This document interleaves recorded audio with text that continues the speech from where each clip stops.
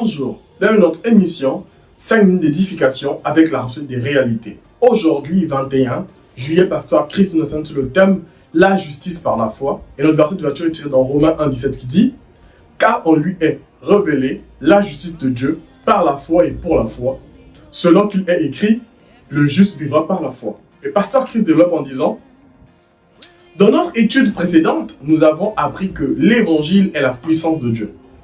C'est le message qui proclame que par Christ, vous avez été justifiés, rendus justes et amenés en union avec Dieu.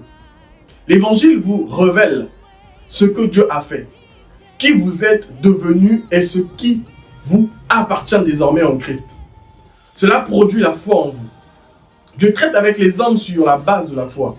Il les amène à la justice, non pas parce qu'ils en sont dignes par leurs œuvres, mais par la foi. Considérons un passage remarquable du chapitre 11 de l'Épître aux Hébreux.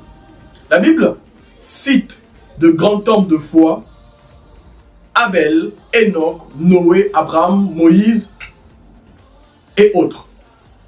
Mais dans cette même liste, il est aussi dit, c'est par la foi que Rahab, la prostituée, ne périt pas. Hébreux 11, 31. Une prostituée, pourtant elle est comptée parmi les héros de la foi. Pourquoi? Parce qu'elle a cru, elle a entendu parler du Dieu d'Israël, a vu ses représentants et a cru en leur victoire, avant même qu'elle ne se produise.